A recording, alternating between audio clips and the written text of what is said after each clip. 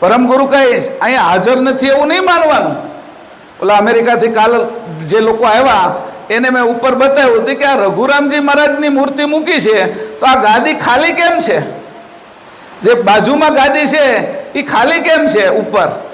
એટલે રઘુરામજી મહારાજને તો પંચભૂતનું શરીર હતું અને પરમ ગુરુનું કેવું શરીર હતું? દિવ્ય.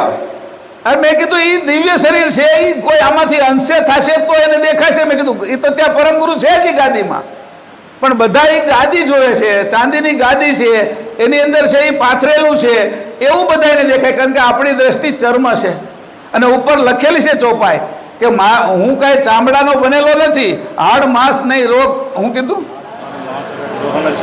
લોહના ચરમ, એવું મારે કશું નથી. કે જો તમે અંશે થાવ તો તમે મને આ ગાદીમાં જોઈ શકો, નકર તમને ખાલી ગાદી દેખાય, ચાંદીનું મઢેલું સિંહાસન દેખાય, પણ પરમ ગુરુ ન દેખાય. કારણ કે પરમ ગુરુ દિવ્ય છે.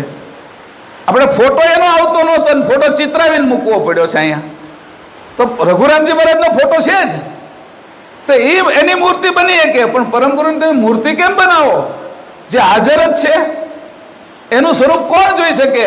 બધા જ અહમ પદ જેને નીકળી ગયા હોય, પરમ ગુરુના ચરણમાં ગયા હોય, એ જ અંશ છે, અંશે થયેલો હોય, એને પરમ ગુરુ છે એ એની અંશની દ્રષ્ટિએ દેખાય, આ આંખે ના દેખાય.